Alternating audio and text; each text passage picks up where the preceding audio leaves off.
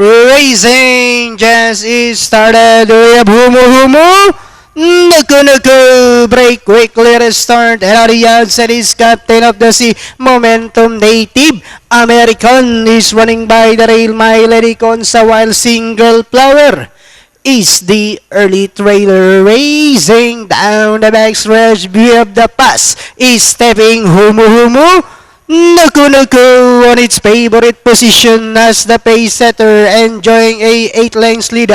Captain of the Sea in second. Native American is running by the rail. Momentum moving up on the outside. My Lady Consa second last, while Single Flower is racing in last. And on the fourth turn, we have Humu.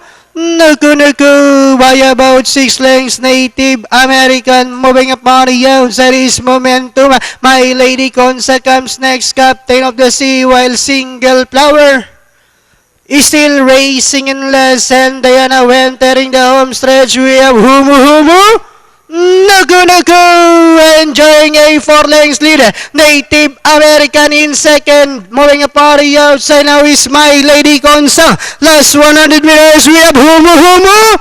Naku followed by Native American, and finally Humu. Naku Native American, then comes My Lady Consa. Momentum. Alright, Humu. Nuku, crossing the warpers, ridden by apprentice Pablito M. Cabalejo. Masisigundo, 2 de Native American, then 5, My Lady Consa, Momentum. 1, 2, 5, 4, unofficial. Panoorin natin replay.